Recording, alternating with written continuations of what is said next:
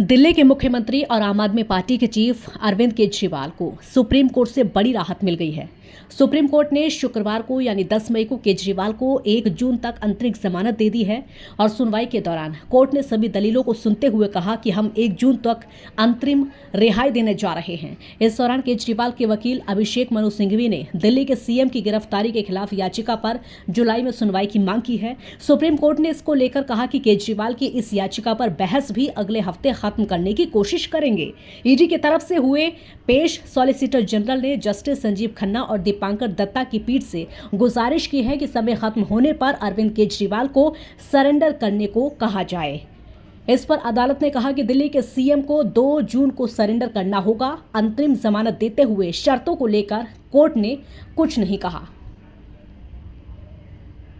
पंजाब दिल्ली में चुनाव प्रचार कर पाएंगे केजरीवाल। दरअसल दिल्ली शराब नीति मामले में गिरफ्तार अरविंद केजरीवाल ने लोकसभा चुनाव प्रचार के लिए अंतरिम जमानत देने को लेकर अदालत में याचिका दायर की थी और इस केस में अरविंद केजरीवाल को प्रवर्तन निदेशालय यानी ईडी ने 21 मार्च को गिरफ्तार किया था।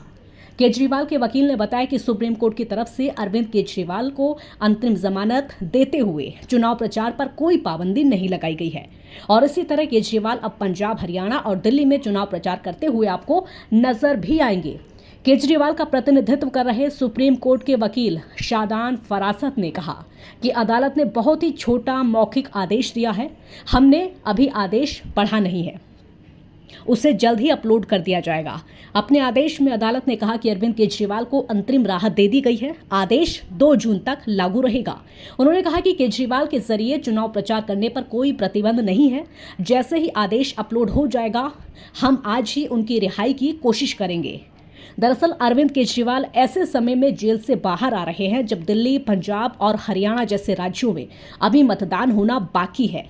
आम आदमी पार्टी दिल्ली, पंजाब, हरियाणा, गुजरात और असम जैसे राज्यों में कुल मिलाकर 22 सीटों पर लोकसभा का चुनाव लड़ रही है।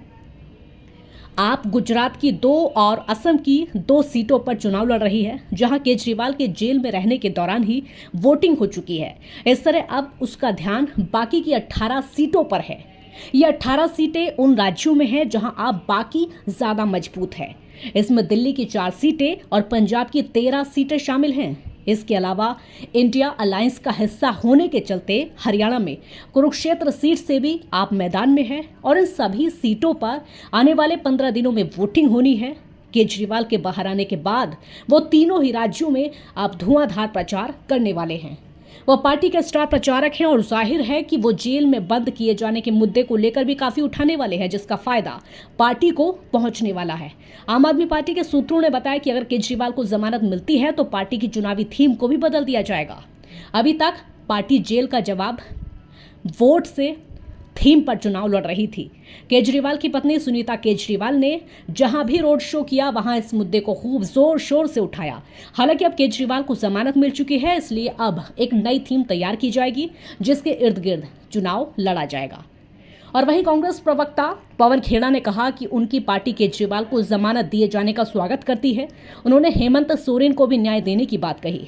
पवन खेड़ा ने तो यहां तक कह दिया कि हम अरविंद केजरीवाल को अंतरिम जमानत देने में सुप्रीम कोर्ट के हस्तक्षेप का स्वागत करते हैं। हमें उम्मीद है कि झारखंड के पूर्व मुख्यमंत्री हेमंत सोरेन को भी उचित न्याय मिलेगा। अरविंद केजरीवाल को अंतरिम जमानत दिए जाने पर बीजेपी नेता मनजिंदर सिंह सिरसा ने कहा कि सुप्रीम कोर्ट के फैसले से साफ है कि उन्हें सिर्फ चुनाव के लिए जमानत दी गई है। उन्हें 1 जून के बाद वापस जेल जाना होगा।